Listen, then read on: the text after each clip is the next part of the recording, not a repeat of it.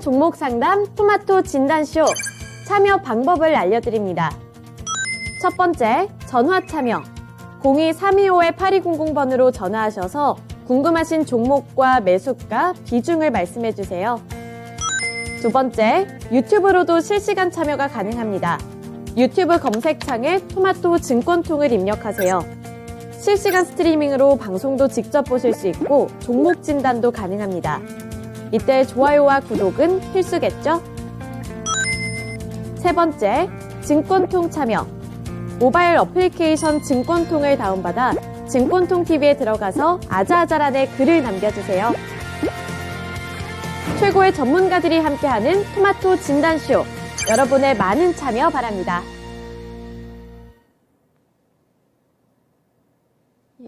이거? 네, 안녕하세요. 진단쇼의 김민아입니다. 국내 증시 어제부터 상승 흐름을 이어가고 있습니다. 오늘 시장에서는 장 초반에 비해서는 탄력이 둔화됐지만 그래도 국내 증시를 향한 전문가들의 평가가 그렇게 나쁘지만은 않은데요. 특히 중국과 유럽 증시가 국내 증시에는 호재로 작용할 수 있다는 분석이 함께 나오고 있습니다. 유한타증권의 보고서를 봤을 때는 연초 국내 증시 흐름이 부진하지만 비관론에 휩쓸릴 필요는 없다고 진단했는데요. 최근 특히 강세를 보이고 있는 중국 그리고 유럽 증시가 긍정적인 재료로 작용할 것이라고 분석을 하면서 그중에서도 유럽 증시의 강세 흐름은 주목할 만하다고 평가했습니다. 우선 독일의 금리 상승세가 진정이 되었고 그리고 에너지 위기를 겪고 있었던 유럽 측에서는 이 천연가스 가격이 전쟁 이전 수준으로까지 돌아갔다는 점을 긍정적으로 평가하면서 중국의 리오프닝 그리고 유럽의 증시 흐름이 국내 증시에도 긍정적인 영향을 줄 수 있을지 이 부분에 집중을 해야 한다고 봤는데요. 과연 국내 증시에도 이런 상승 흐름을 이어갈 수 있을 만한 모멘텀으로 작용이 될 수 있을지 관심이 쏠리고 있는 만큼 집중을 해보셔야 할 것 같습니다. 네, 오늘도 두 분의 전문가님들이 우리 국내 증시를 어떻게 하면 더 잘 이어나갈 수 있을지 이 안에서 내 포트폴리오 관리를 더 잘할 수 있도록 도와주실 예정이니까요. 고민되는 종목들이 있다면 종목명과 매수 단가, 보유 비중, 고민과 함께 유튜브 댓글창에 남겨주시고요.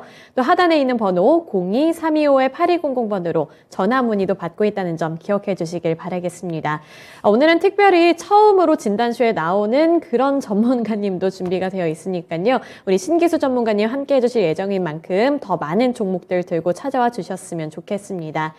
네, 오늘 본격적인 진단쇼 시작에 앞서서 오늘도 찾아주신 분들과 함께 인사부터 나누는 시간 가져볼 텐데요. 네, 오늘 준호님 나타나 주셨고요. 러브수기님, 신기수 전문가님의 진단쇼 참여하시는 거 이미 토통 때문에 알고 계셨군요. 네, 오늘 처음 오시는데 신기수 전문가님을 향한 많은 기대 그리고 환영 부탁드리겠습니다. 그리고 바닥꿈님, 네, 안녕하세요. 지금 종목 올려도 되나요? 질문을 남겨주셨는데, 네, 그럼요. 언제든 진단쇼는 종목 상담을 위한 프로그램인 만큼 언제든 종목 환영하고 있습니다. 지금 올려주셔도 되고요. 네, 한미사이언스 올려주셨네요. 그리고 태리님 어제의 동지가 오늘의 이모. 이거는 무슨 말인지는 모르겠지만 태리님 오늘도 반갑습니다. 이렇게 진단쇼 찾아와 주셔서 너무 감사드리고요. 임준현님 와주셨고요. 서당계 1년차님 안녕하세요. 그리고 좋은 날님도 CS 윈드 들고 와주셨고요. 러브수기님 굉장히 오랜만에 종목을 들고 찾아와 주신 것 같아요. 세아제강 들고 와주셨는데 시간이 되는 만큼 우리 러브수기님께서도 진단 받아보실 수 있도록 해보겠습니다. 네, 그리고 절파고TV님께서도 저번에 한번 처음으로 진단쇼에 종목 들고 와주셨던 것 같은데 오늘도 다시 한번 찾아와 주셨습니다. LX홀딩스 들고 와주셨는데 우리 절파고TV님을 비롯해서 다양한 시청자분들 오늘도 꼼꼼한 진단 받아보실 수 있도록 노력을 해보겠습니다. 그리고 러버스기님, 신기수 전문가님한테는 한 번도 진단을 받아보신 적이 없다고 꼭 우리 신기수 전문가님께 진단을 받아보셨으면 좋겠네요. 네, 오늘 첫 번째 타자는 신기수 전문가님입니다. 지금 바로 연결해서 진단해보도록 할게요. 네, 안녕하세요. 네, 안녕하세요. 신기수입니다. 네, 전문가님 진단쇼에는 처음 등장을 하시는 만큼 많은 시청자분들이 되게 기대를 많이 하고 있는 것 같은데 어떠신가요? 예, 열심히 하겠습니다. 네, 열심히 하신다는 각오를 이렇게 남겨주셨는데, 우선 이 종목 진단으로 넘어가기 전에 간단한 토크를 좀 진행을 해볼까 합니다. JP모건 헬스케어와 관련해서 모멘텀을 갖고 있는 종목들이 오늘 시장에서 그래도 나쁘지 않은 흐름을 이어가고 있는 것 같아서 이 모멘텀이 어느 정도 유효할지, 그리고 어떻게 대응을 해보면 좋을지 궁금하신 분들 많을 것 같은데요. 어떻게 보시나요? 예, JP모건 헬스케어 컨퍼런스가 이제 3년 만에 오프라인 열리는데, 1월 9일부터죠. 다음 주 월요일부터인데, 그러니까 지금 굉장히 좀 날짜 좀, 며칠 안 남았죠. 오늘이 목요일이니까, 일거래, 오늘하고 합치면 2거래일 남았습니다.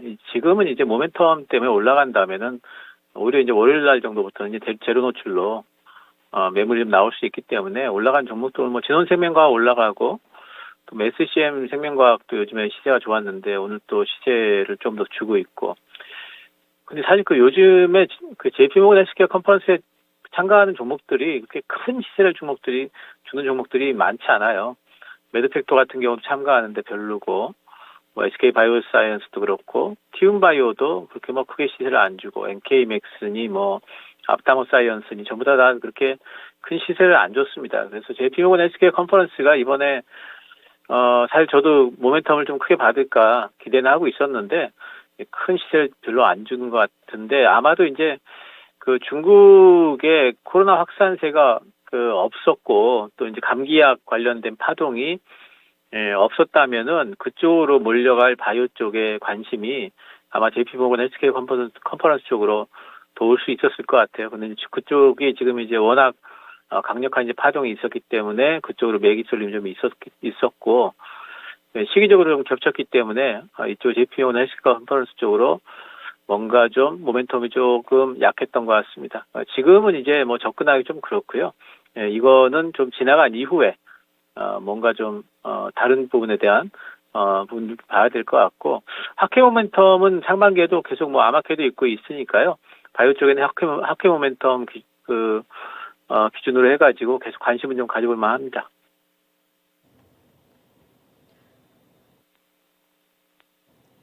네, JP모건 헬스케어와 관련해서 오늘 종목들이 바이오 안에서도 잘 가고 있는 종목들이 선별적으로 나타나고 있는데 우선은 주목해볼 만하다 이렇게 평가를 내려주셨습니다. 3년 만에 나타난 소식인 만큼 우리 시청자분들께서도 굉장히 관심을 많이 갖고 계셨던 분들 많으실 것 같은데요. 네, 이와 관련해서 진단해 주신 만큼 잘 대응해 보셨으면 좋겠고요. 또 이 안에서 모멘텀들을 추가로 잘 찾아보셨으면 좋겠습니다. 그리고 이제 첫 번째 종목 진단으로 넘어가 볼까 하는데요. 오늘 처음으로 진단을 해볼 종목은 바다꿈님께서 보내주신 한미사이언스입니다. 한미사이언스 35,200원에 10% 보유 비중 들고 계신데요. 한미사이언스 35,200원이면 현재 구간에서 살펴봤을 때는 31,100원으로 손실이 약간은 나 있는 상황이거든요. 그래서 오늘 1.3%가량 오르고는 있는데 우선 원금 회복까지 가능해 보일지 이 부분도 궁금하실 것 같고요. 그리고 앞으로 어떻게 대응을 해야 손실을 만회를 하고 그리고 여기서 수익까지 가져갈 수 있을지 이런 부분들도 궁금하실 것 같거든요. 네, 어떻게 해보는 게 좋을까요? 예, 한미사이언스 같은 경우에는 이제 한미약품 시세보다 상당히 좀 시세가 좀 안 좋죠. 한미약품 요즘에 상당히 좀 시세가 좋고, 많이 날라갔는데, 한미사이언스는 그에 못 미칩니다. 늘 이렇게 좀 그룹 지어가지고 움직이는 그런 종목들이 있어요. 한미그룹주들, 뭐, 한미사이언스, 뭐, 이런 좀 종목들이 있고, 뭐, 셀트리온 쪽도 셀트리온 그룹주들이 있고 한데, 이렇게 같이 움직일 때, 보면은, 이제 접근을 하시는 걸 보면은, 시세가 약한 쪽에 접근하시는 경우가 많아요. 왜냐하면은 이제 한미 약품은 먼저 좀 올라갔기 때문에 비싸 보이죠. 그래서 한미 사이언스를 잡으면은 꼭 이제 좀 빠질 때쯤 되면은 한미 사이언스가 더 약하게 더 많이 빠지고요. 더 빨리 빠지고 더 나중에 또 반등도 더 느립니다. 그게 이제 그 주식시장의 생리고요. 그래서 대장주, 1등주 그런 걸 하자는 이유가 이제 그런 거거든요. 한미약품과 한미사이언스의 시세 중에서 더 강한 쪽을 고르셔가지고 일단 들어가셨어야 된다는 부분, 매수할 때.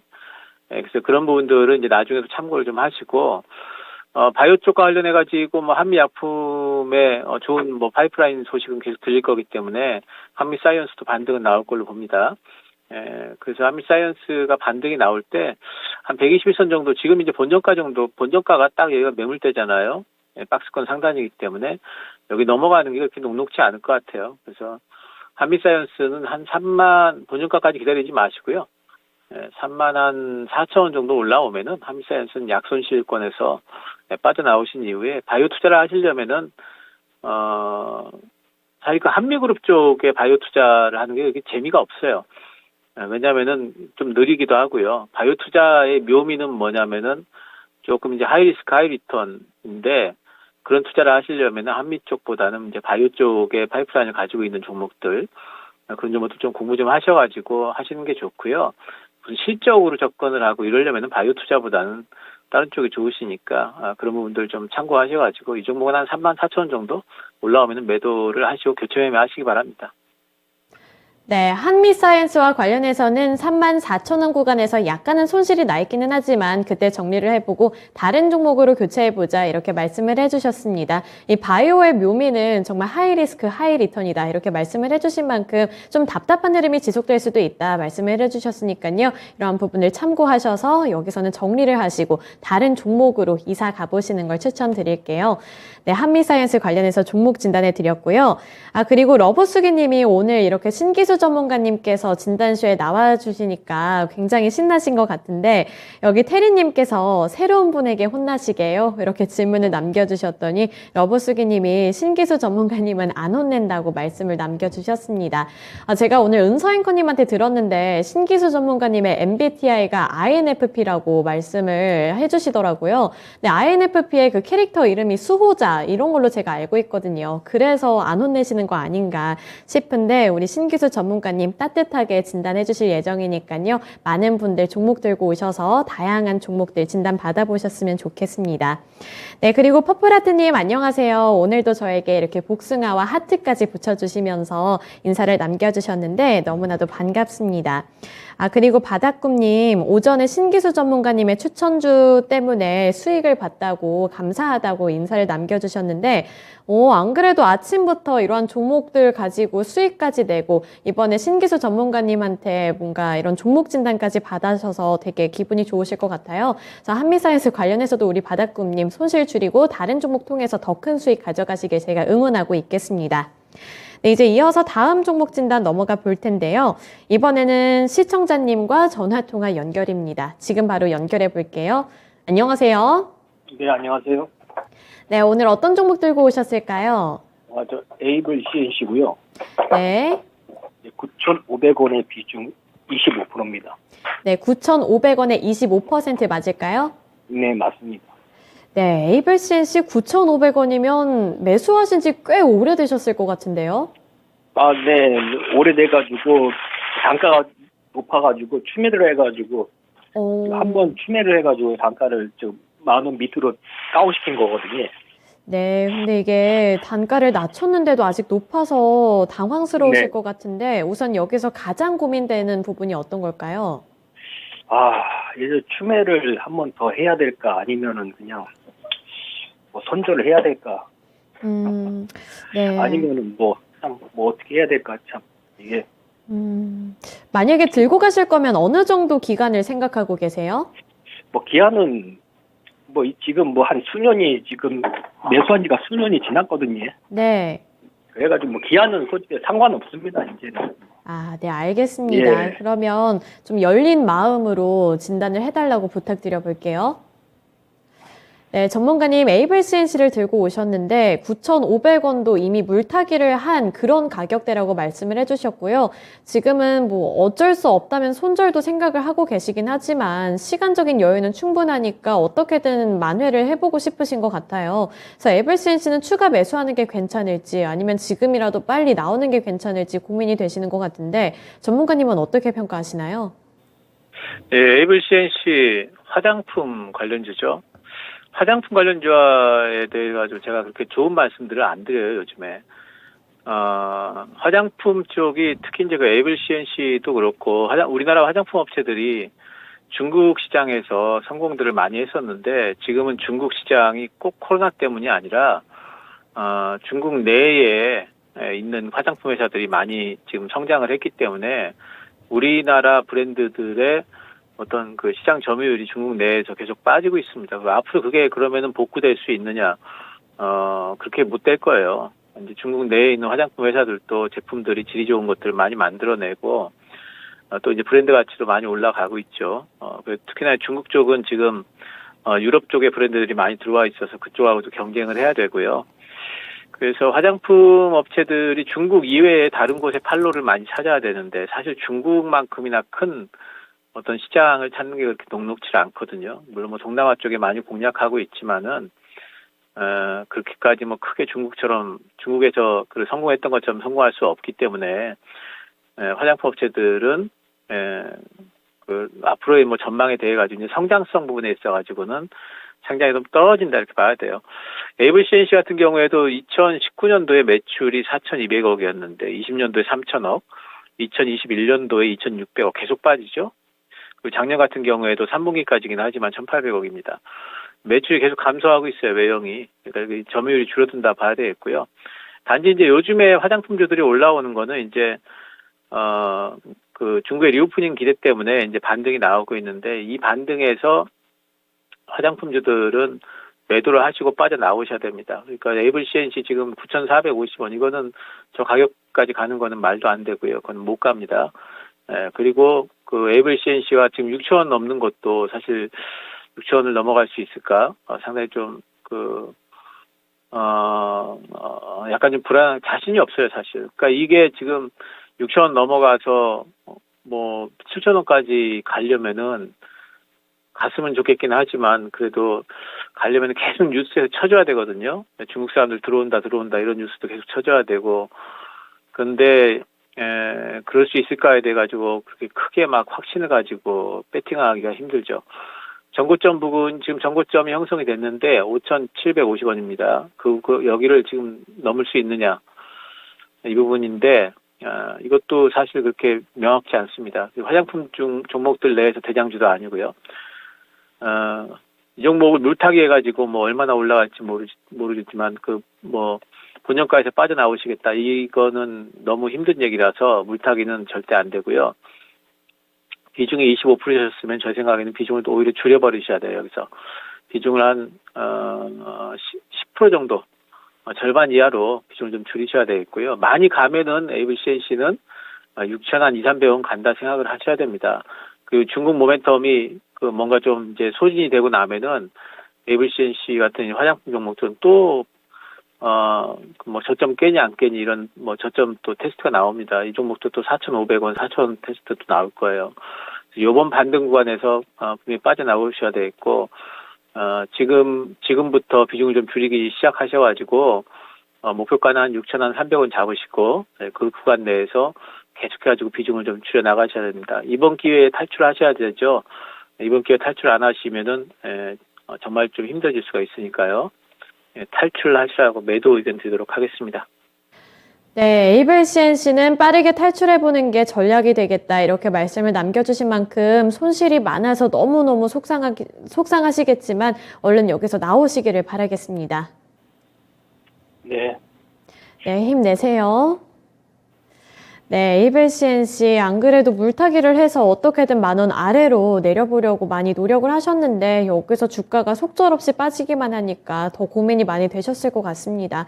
손실이 많다 보니까 빠져나오는 것도 고민이 더 될 것 같고, 그렇지만 여기서 빠르게 나온 다음에 또 다른 종목을 찾을 수 있다는 그런 희망도 있잖아요. 그러니까 그러한 부분들 참고를 해보시면서 최근 시장에서 잘 가고 있는 종목들 꼭 잡아서 이 손실을 만회하고도 남을 만큼의 수익 가져가시길 제가 또 한번 응원하고 있겠습니다. 네, 그리고 테리님의 MBTI는 ENTJ시라고요. 네, 테리님은 제가 댓글에서만 봐도 I는 아닐 것 같다 이런 생각을 하긴 했는데 역시나 외향적이신 분이었네요. 이에다가 NTJ면은 되게 일도 잘하는 그런 MBTI로 알고 있는데 이쯤 되면 테리님의 직업군이 궁금해집니다. 제 친구가, 가장 친한 친구가 ENTJ인데 이제 그 친구는 IT 업계에서 일을 하고 있거든요. 그래서 되게 잘 맞는 MBTI다 이런 생각을 하고 있었는데 우리 테리님의 직업분도 갑자기 궁금해지네요. 그리고 다른 분들의 MBTI도 갑자기 궁금해지기 시작했는데 저의 MBTI는 참고로 ISTP입니다. 네, 어쨌든 이제 다음 종목 진단 넘어가 보도록 하겠고요. 세 번째로 볼 종목은 임준현님께서 보내주신 현대모비스고요. 27만 1,500원에 30%의 보유 비중 들고 계십니다. 네, 진단 꼭 부탁드립니다. 이렇게 심플하게 말씀을 남겨주셨는데 사실 현대모비스 완성차 업체들의 주가가 흔들리면서 같이 하락했던 그런 종목이 아닌가 싶은데요. 뭐 최근에는 투자 심리가 약간씩은 살아나오는 듯해서 오늘 저렇게 1.48%가량 상승하고는 있지만 아직까지도 손실이 많은 상황일 것 같고요. 비중도 30%라 부담이 많이 될 것 같습니다. 이 현대모비스는 어떻게 대응해 보는 게 좋을까요? 네, 현대모비스는 중기적으로 보면은 굉장히 좋은 종목이에요. 이 종목은 지금 뭐 이제 올해 연말 PER로 따져봤을 적에 한 5배, 6배 정도밖에 안 되고요. 싸죠. 올해도 실적이 아마 작년에도 매출이 늘었고 20% 정도 지금 3분기까지 올해도 실적이 늘 종목입니다. 그렇기 때문에 지금 굉장히 좀 그 저평가 구간이에요.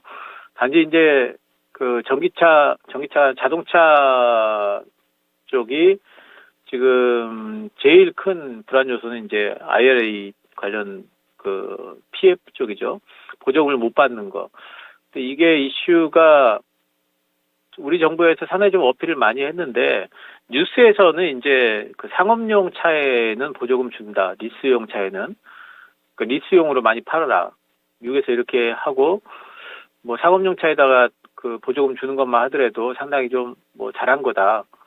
뭐 이렇게 나오고 있지만 사실 그렇게 불만이죠. 그 성에 안 찹니다. 그 정도 해가지고는 지금 완전 좀 풀어줘야 되는데 그러면 한 3년 동안은 지금 현대차가 만약 여기서 멈춰버리면은 그거 받아들이고 그냥 끝이다 이렇게 되면은 현대차 그룹은 지금 한 3년 동안 그 미국 공장 완성될 때까지는 계속해가지고 지금 리스용 차 외에는 지금 보조금을 못 받아요. 그럼 리스용 차를 얼마나 팔겠어요?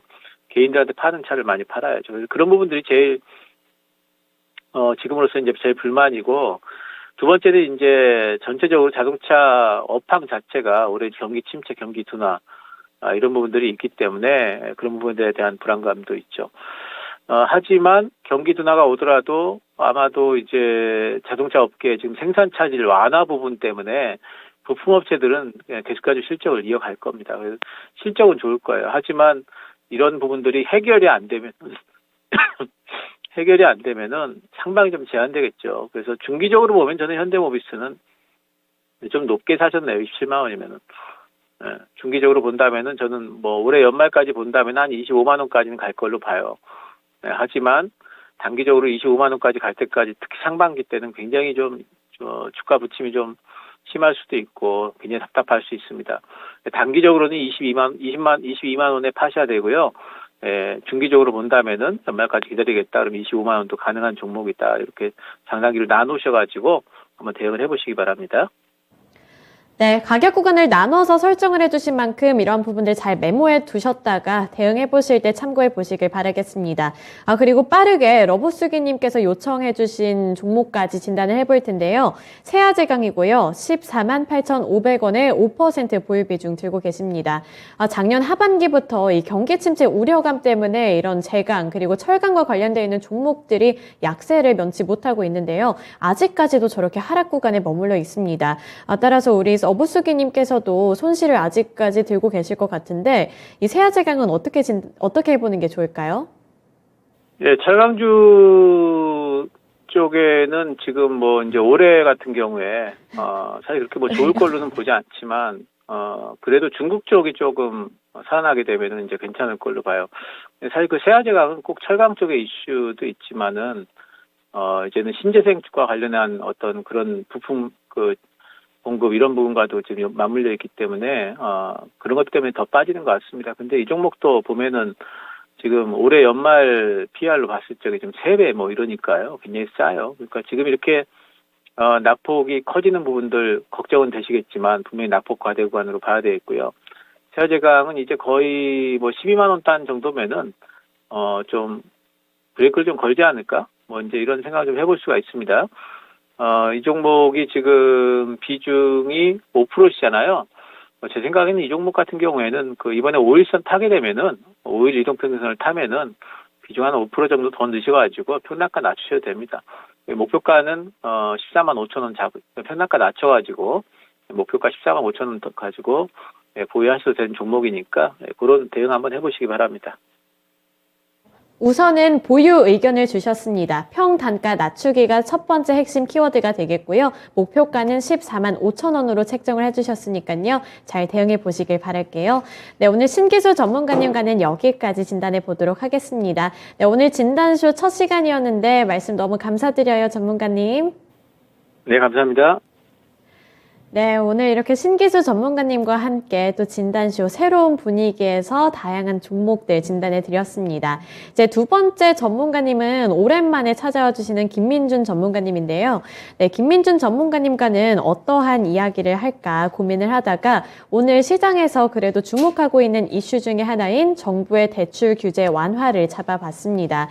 이 정부가 대출을 이제 규제하는 것을 완화한다고 하면서 어제 오후장부터 금융주들 그리고 은행주들이 잘 가기 시작했잖아요. 그래서 이런 은행주들 그리고 금융주들을 향한 수혜가 어느 정도까지 지속이 될 수 있을지 그리고 은행 금융지주뿐만 아니라 어떤 섹터들이 좀 더 갈 수 있을지 이러한 부분들과 함께 말씀 나눠보도록 하겠습니다. 네, 전문가님 안녕하세요. 네, 안녕하십니까. 김민진입니다. 네, 오늘 이제 정부가 대출 규제를 완화한다 이런 소식을 제가 봤는데요. 어제 오후장부터 금융주들 그리고 은행주들이 잘 가고 있는데 이러한 모멘텀이 어느 정도까지 지속될 수 있을지 이 부분도 궁금하고요. 이런 은행주나 금융지주가 아니라 혹시 다른 섹터 내의 다른 종목들도 관심을 받을 수 있을지도 궁금하거든요. 어떻게 전망하시나요? 우선 이제 좀 좋은 시그널이 오고 있다고 보시면 될 것 같고요. 작년 한 해 우리가 이제 삼중고에 좀 시달렸지 않습니까? 고금리, 고환율, 고물가.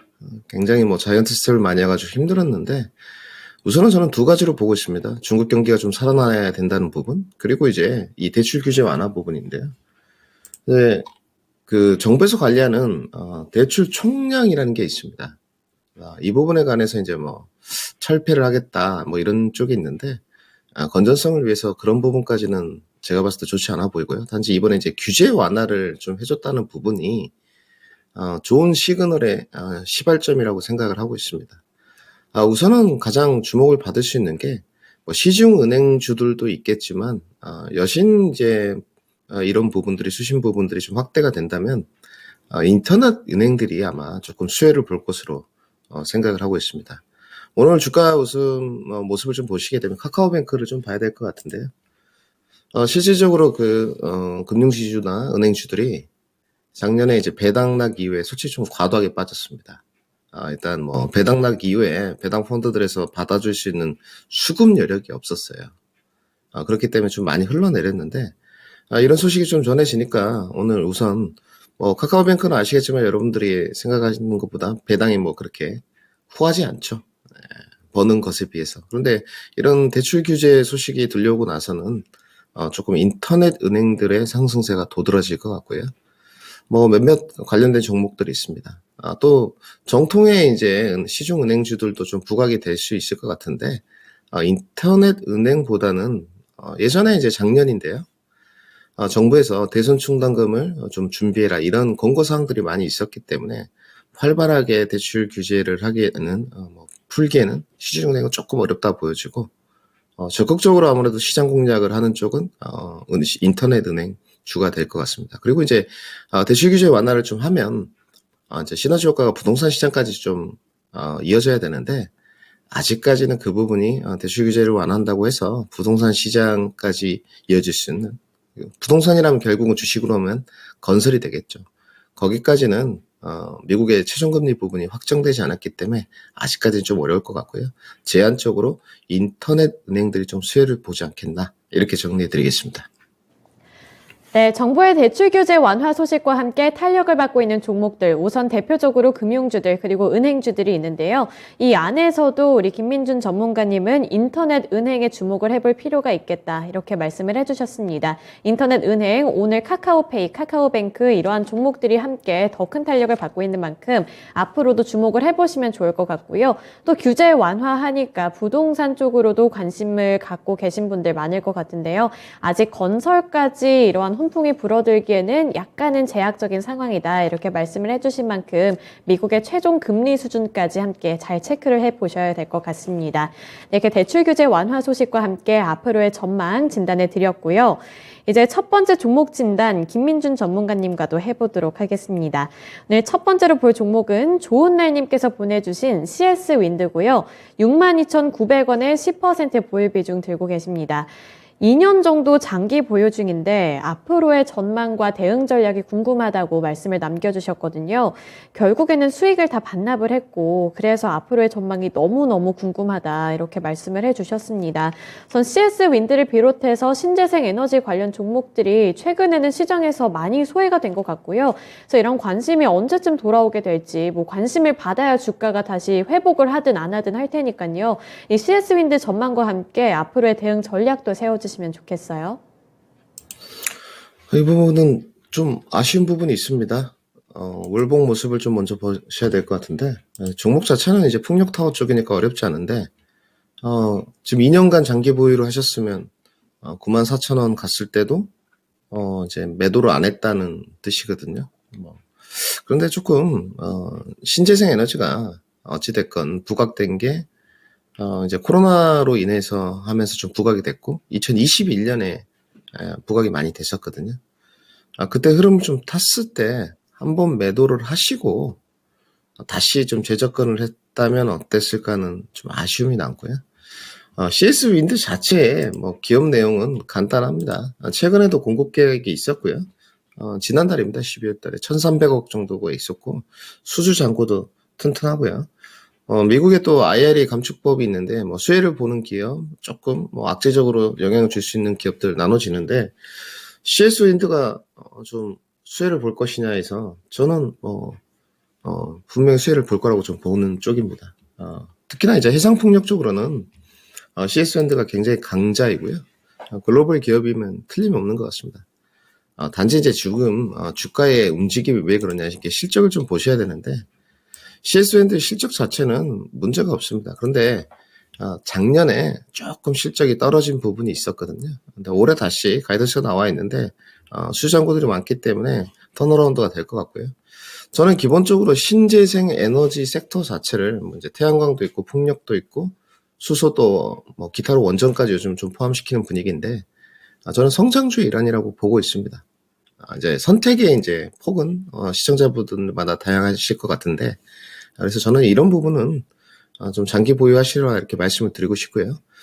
작년 한 해 실적이 좀 줄었던 부분이 다시 올해 턴어라운드 될 수 있기 때문에 지금은 종목의 문제라기보다도요. 약간 공매도도 있고요. 대차 잔고도 조금 있습니다. 한 1,000억 정도 넘게 있는 걸로 알고 있는데 그런 부분들이 지수 하락에 따른 어떤 좀 부침이 있었을 뿐이지 경기 침체가 뭐 이제 2분기나 3분기 정도 예상이 돼 있는데 그 부분이 좀 지나간다면 신재생 에너지들의 어떤 눌림목 구간이나 조정 구간은 끝나고 다시 한번 반등세를 쓸 수 있을 거라고 보고 있습니다. 장기 투자를 이제 해가시는 쪽이니까 결국 올해 이제 실적이 올라갔을 때 CS 윈드의 지금 PR이 25배 정도 되는데 어디까지 이제 프리미엄을 줄 수 있느냐 이 부분이 이제 가장 중요할 것 같아요. 이제 이거는 개인적인 다 의견인데요. 뭐 간단합니다. 올해 이제 예상돼 있는 지금 주당 EPS가 2,400원 정도니까요. 제가 봤을 때 풍력에 관해서 이제 뭐 지금 25배 수준인데 조금 더 프리미엄을 줄 수 있다고 보여집니다. 그래서 신고가의 갱신은 올해는 좀 어려울 것 같고요. 경기 침체 국면이 좀 있으니까 시차가 차이가 저는 지난번에 찍었던 직전 좀 8만 원 정도는 연말까지 좀 보유한다면 무난하게 회복하지 않을까. 단기 목표가로 저는 8만 원 제시하도록 하겠습니다. 네, CS 윈드는 아직은 시간 투자가 더 많이 필요해 보입니다. 아까 성장주 중에 하나라고 섹터를 나눠주신 만큼 시간 투자를 해보시면서 8만 원 구간까지는 노려보셨으면 좋겠는데요. 올해 하반기까지 잘 들고 가시면서 손실이 난 부분도 메꾸시고 여기서 8만 원까지 꼭 가져가 보실 수 있으면 좋겠습니다. 신재생 에너지 관련해서 CS 윈드 진단해 드렸고요. 그리고 재용리 님께서 오랜만에 찾아와 주셨네요. 네, 최근에 독감 때문에 많이 힘드셨다고 그래서 토마토에 안 보이셨군요. 근데 오늘은 몸이 좀 어떻게 나으셨을까요? 그래도 컨디션이 어느 정도는 회복이 됐으니까 진단쇼에 나타나 주신 거겠죠? 네, 근데 준호님이 장이 좋아져야 타든지 말든지 할 텐데 했더니 우리 이재용님께서 그래도 컨디션이 어느 정도 괜찮아지셨는지 급한 대로 유산균이라도 어떻게 보내드릴까요? 댓글 남겨주신 게 굉장히 귀여웠습니다. 네, 이거는 예전에 한번 세곰주말님이 여기 토마토 댓글에다가 장이 안 좋으니 장에 좋은 유산균으로 뭐 같이 건강을 챙기자 뭐 이런 댓글을 그때 남겨주셨던 게 제가 아직까지도 제 마음속에 새겨져 있는데 우리 재용리님께서도 이러한 댓글을 남겨주시니까 좀 반갑기도 하고 그러네요. 네, 그리고 여김애경님께서 엄청 오랜만에 찾아와 주셨다고, 저는 처음 뵙는 분인데 엄청 오랜만에 찾아와 주셨다고 남겨주셔서 제가 환영해 드리도록 하겠습니다. 우리 애경님께서도 한국 금융지주 들고 와 주셨는데요. 일단 시간이 되는 만큼 우리 애경님의 종목도 진단 받아보실 수 있으면 좋겠습니다.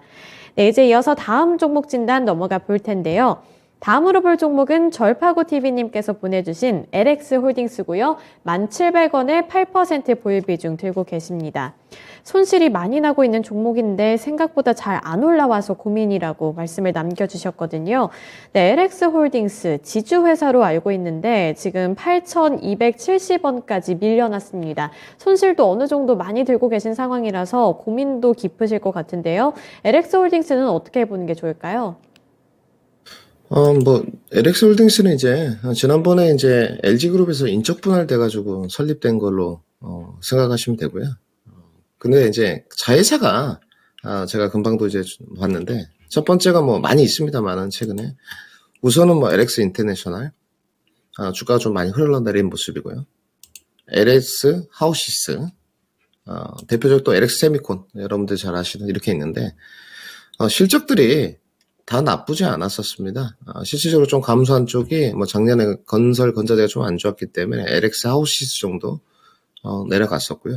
근데 뭐 LX 인터내셔널 쪽에서 종합상사 쪽으로 지금 돼 있는데 거기서 실적이 많이 좋아졌었어요. 그래서 뭐 지분법 이익이 우리나라에서는 참 좀 반영을 제대로 안 해주는 게 있는데 일단 지주회사 공략을 하신 거는 뭐 좀 주가가 싸다고 느끼셨던 것 같아요. 그때 박스권 횡보를 좀 하갈 때 접근 포인트를 좀 잡으신 것 같고, 작년 한 봄쯤에 진입을 하신 것 같습니다. 이번에 주가 좀 올라왔는데, 9,600원까지 정리를 안 하시고, 정리를 좀 하기 힘드셨을 것 같아요. 제가 봐도, 뭐 주가 이평선들도 좀 정리가 돼가는 분위기였고, 근데 연말 이후에 조금 이제 흘러내렸습니다. 아마 이제 이렇게 좀 봐야 될 것 같죠.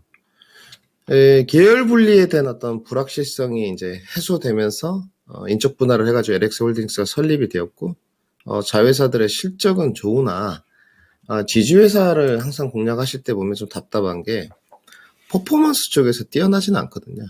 그러니까 주가가 떨어졌다가 지수가 안 좋았을 때 종목들이 이렇게 탁 올라올 때 순환매를 탔을 때 지주회사 연말 쪽이 좀 되지 않는 이상은 좀 부각되기가 어려운 측면이 좀 있습니다. 그래서 제가 봤을 때는 추가 매수는 하시는 거는 좋은 방법은 아니신 것 같고요. 종목이 좀 올라왔을 때 종목 교체를 조금 트라이를 해보셔야 될 것 같아요. 그러면 이제 어느 선까지 좀 올라올 수 있을 것이냐 올해 제가 봤을 때는 올해는 한계치가 레인지 범위로 9,500원에서 600원 선이 마지노선으로 보이고요. 단기 반등세는 더 낮은 숫자인 것 같습니다. 그래서 좀 관리적인 측면 이런 거는 자회사들 실적이 좋기 때문에 그런 것은 뭐 할 필요가 없을 것 같고요. 좀 아깝지 않습니까? 종목 자체가 뭐 실적이 없는 것도 아니고 이런 상황인데 어떤 순환매의 분위기를 좀 타지 못하고 있기 때문에 저는 그냥 보유 의견을 드리도록 하고요. 9,500원에서 레인지 범위 9,600원에서 포트 교체 의견 드리도록 하겠습니다. 네, LX홀딩스 보유해보시다가 나중에 포트 교체 의견까지 주셨습니다. 우선은 9,000원 구간까지는 노려보시면서 주가 흐름 잘 파악해 보셨으면 좋겠고요. 진단해 주신 만큼 LX홀딩스 반영을 해보셨으면 좋겠습니다. 네, 그리고 다음으로 볼 종목 빠르게 넘어가 볼 텐데요. 그 다음으로 볼 종목은 상님께서 보내주신 진원생명과학입니다. 진원생명과학 12,125원에 10% 보유 비중 들고 계신데요. 실적이 안 좋은데 매수가까지 올 수 있을지가 궁금하다고 남겨주셨고요. 대응 전략은 어떻게 세워보면 좋을지 이 부분도 궁금하다고 말씀을 남겨주셨는데 우선 진원생명과학이 12,125원이면 그 당시에 무섭게 치고 올라갈 때 그때 진입을 하신 것 같고요. 그 이후부터는 주가가 지속적으로 하향 추세를 나타내고 있습니다. 오늘 같은 경우에는 그래도 6% 넘게 7% 가까이 되는 오름세를 나타내고는 있는데 이게 지금 컨퍼런스 JP모건 헬스케어 컨퍼런스에 참가한다는 소식 때문인 것 같거든요. 그래서 단기적인 모멘텀으로 끝나지 않을까 이러한 부분도 우려스러울 것 같고 이러한 종목들은 어떻게 대응을 해보는 게 좋을지 원금 회복까지는 또 가능할 수 있을지 함께 짚어주세요. 네, 우선 뭐 코로나 백신 쪽으로 또 경구용 치료제도 하고 있으니까 이쪽으로 접근 포인트를 잡으신 것 같고요. 제약바이오의 이제 가장 기본적인 되는 게 자본과 부채가 상당히 중요합니다. 실적보다는 뭐 중견 제약업체들이라든지 좀 큰 뭐 삼성바이오로직스, 셀트리온을 제외하고는 좀 실적 부분보다는 뭐 플랫폼 이전이라든지 빅파마와의 계약들 이런 부분들 또 임상 파이프라인이 뭐 좀 성공했다 임상 소식이 그리고 파이프라인이 좋다 뭐 이런 것들로 주가가 좀 오르는 제약바이오이기 때문에 우선 첫 번째는 뭐 재무는 괜찮습니다. 자본금은 좀 넉넉하게 있는 편이라서 기업의 뭐 어떤 상장 폐지라든지 곧 시즌이 돌아올 건데 그런 부분은 걱정하실 게 없을 것 같고요. 지금 그 진원생명과학의 좀 일정들을 좀 보게 되면 지금 작년에도 텍사스에 공장을 지었거든요. 뭐 이런 부분은 이번에 그 세액공제 안에 백신 파트가 들어가 있습니다. 반도체, 2차전지, 백신, 그다음에 디스플레이가 들어갔거든요. 또 제가 모르는 부분인데 이렇게 네 가지는 확실히 들어가 있는데 세액공제를 좀 받을 것 같고요. 단지 이 코로나 백신을 개발하다가 많은 기업들이 이제 포기를 했고 진원생명과학은 아직 진행은 중입니다. 그리고 경구용 치료제도 같이 개발을 좀 하고 있거든요. 그런데 과연 이 부분이 성공할 수 있을 것이냐에 대해서는 좀 의구심이 남아있고 어제 뉴스라인을 하나 보니까 국제학술지에 코로나 관련해서 DNA 백신 임상 일상을 게재했다는 소식이 좀 전해지고 있습니다. 기업이 이제 어떤 방향성으로 가냐에 따라서 제가 뭐 판단을 할 수 없지만 대표가 아니기 때문에 솔직히 의구심은 좀 남아 있어요. 현대바이오라든지 경구용 치료제를 개발하는 업체들도 많이 있고 진원생명과학도 지금 글로벌 임상 2상 돼 있고요. DNA 또 백신까지도 개발을 하고 있는데 예전에 이 이야기가 나왔을 때도 말씀을 드렸지만 정말로 성공할 수 있느냐 저는 조금 어렵다고 보여지고요. 진원생명과학에 계시는 연구진들이 좀 섭섭할 수 있을지 모르겠지만 주식의 현실적인 부분을 좀 말씀드리는 것 같아요. 그 수많은 기업들이 다 연구개발한다고 했는데 결국은 한 기업만 성공했습니다.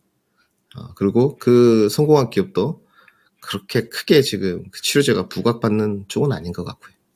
그래서 저는 지금 관리를 좀 하셔야 될 것 같고요. 매수가까지는 뭐 제약바이오는 이제 좀 많이 떨어진다고 해도 주가가 이제 퍼포먼스가 이랬을 때 굉장히 급등이 나오는 그런 섹터이기 때문에 크게 걱정하실 부분은 아닌 것 같고요.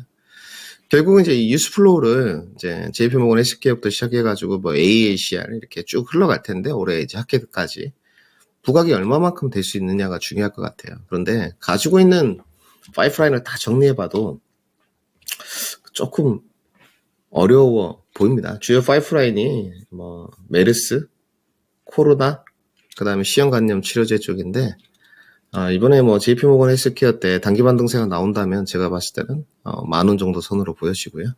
그 이상은 좀 어려울 것 같고요.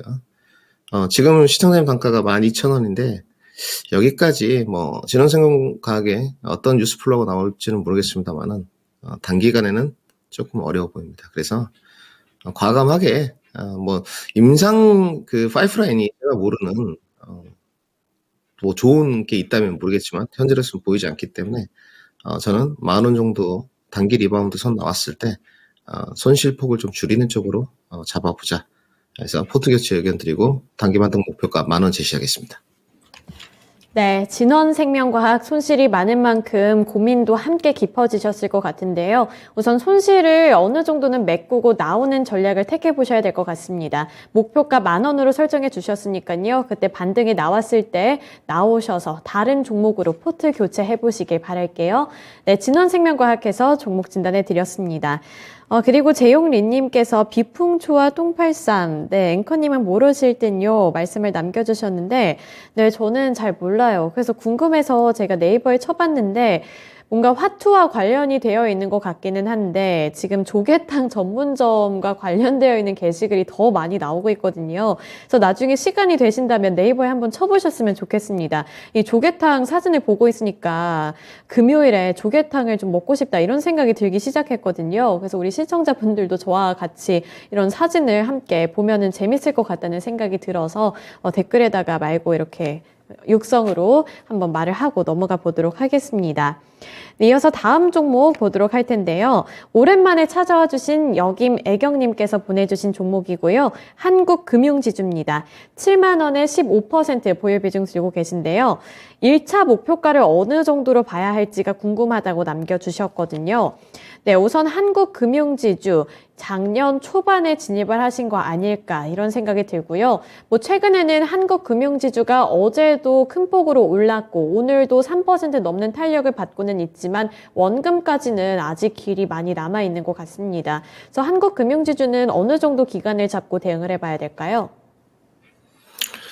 그러니까 이렇게 보시면 됩니다. 저는 은행주들을 한 2년 전부터 추천을 많이 했었습니다. 접근 방식은 적금을 한번 들어보자.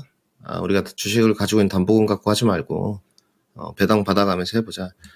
다른 은행주들을 많이 올랐죠. 그냥 2년 동안.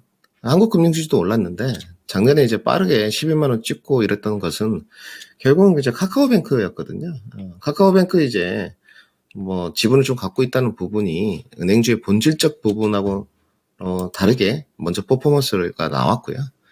그 뒤로 한국금융지주는 뭐 기업 실적은 탄탄합니다만은 계속 공매도가 있었어요. 실질적으로. 올해 이제 1월이 됐으니까 12월 달에도 공매도가 상당히 많았었습니다. 근데 지금은 이제 바닥권 시그널은 좀 지난 것 같고요. 이제 예대마진 쪽이 금융지주 쪽이니까 좋아질 수 있느냐 이 부분을 좀 봐야 되는데 저는 솔직히 뭐 지금 나와 있는 그 은행들의 어떤 뉴스플로우 소식을 보게 되면 님이라든지 순이자 마진이라고 하죠. 님이나 예대마진 쪽, 뭐 이런 쪽이 좋아진다고 해요. 실질적으로. 그리고 은행들 실적도 계속적으로 좀 올라가는 쪽이고요. 근데 한국금융지주는 조금 다른 게 올해 실적이, 그러니까 2022년이죠. 실적이 2021년보다 반토막이 났었습니다. 2021년에 1조 5천억 원을 찍었는데 작년에는 8,500억 찍었거든요. 실적이 너무 떨어졌어요. 올해부터 이제 조금 회복되어 가는 구간인 것 같은데, 이제 이런 부분이 있습니다. 고금리가 좀 유지됐을 때, 대출 규제가 풀리고 예대마진이 많이 남을 것이냐, 아니면 고금리가 계속 유지되면서 은행주들이 대손 충당금이 많이 발생될 부분이냐, 이런 부분은 좀 비교를 해봐야 될 것 같은데요. 저는 지금으로서는 조금 판단하기가 어렵은 것 같습니다. 솔직히 말씀드려서. 그리고 뭐 정부에서 오늘 대출 규제 이제 완화 소식이 좀 들려오긴 했는데, 당분간 단기 뉴스 플로우로 퍼포먼스가 좀 있을 수 있지만, 많은 작년처럼, 재작년처럼 12만 원까지 올라가는 퍼포먼스는 좀 어렵다고 보여져요. 그래서 마디가로 이제 봤을 때 1차 목표가는 6만 5천 원이 될 것 같고요. 조금 더 이제 시세가 분출이 된다면 제가 봤을 때는 우리 시청자님 단가까지는 무난하게 올 수 있을 것 같습니다. 그리고 올해 만약에 이제 실적이 조금 턴이 된다면 또 미국 쪽에서 금리를 조금 더 한 번 더 올린다. 이 정도라는 소식이 좀 더 전해지면 단기 반등세는 써질 수 있을 것 같고요. 실질적으로 올해 8만 원, 9만 원을 조금 넘어가기는 제가 봤을 때는 어려워 보입니다. 그래서 6만 5천 원에 굳이 이제 마디가인데요. 거기서 종목을 교체하실 필요는 없고요. 무난하게 본전 언저리까지 좀 기다렸다가 반등 시에 종목 교체를 하시는 것을 좀 권장드리고 싶고, 장기 보유했을 때는 어떻느냐 이제 좀 물어보신다면, 장기 보유했을 때는 뭐 내년까지 좀 봤을 때 8만 원 정도까지는 반등세가 좀 나올 수 있다, 이렇게 정리해드리겠습니다. 네, 단기로는 원금 회복, 그리고 장기로는 8만 원까지 가보자 말씀해 주셨습니다. 한국금융지주 잘 대응해 보셨으면 좋겠고요. 오늘 김민준 전문가님과는 여기까지 진단해 보겠습니다. 오늘 말씀 고맙습니다. 네, 감사합니다. 네, 오늘 처음으로 나와주신 신기수 전문가님, 그리고 오랜만에 나타나주신 김민준 전문가님 덕분에 우리 시청자분들도 굉장히 즐겁게 진단쇼를 시청해 주신 것 같은데요. 내일도 또 다양한 종목들 진단해 드릴 테니까요. 내일도 함께 진단쇼 해주셨으면 좋겠습니다. 그리고 약간은 아쉬운 소식이지만 시장이 다시 한번 하락 전환을 해버렸습니다. 어제는 하락 출발했다가 다시 오르더니 오늘은 상승 출발을 해놓고는 갑자기 탄력이 둔화가 되고 있네요. 그래도 그 폭이 그렇게까지는 크지는 않으니까요. 오후장에서 또 한번 좀 반전의 흐름이 나타날 수 있는 만큼 우리 시청자분들 너무 기죽지 마시고 좀 더 힘을 내서 오후장도 잘 대응해 보셨으면 좋겠습니다. 지금까지 투자 판단에 대한 도움 정보를 드렸고요. 하지만 특정 종목의 상승과 하락을 보장하지는 않는다는 점 기억해 주시길 바라겠습니다. 네, 오늘도 시청해 주셔서 감사합니다.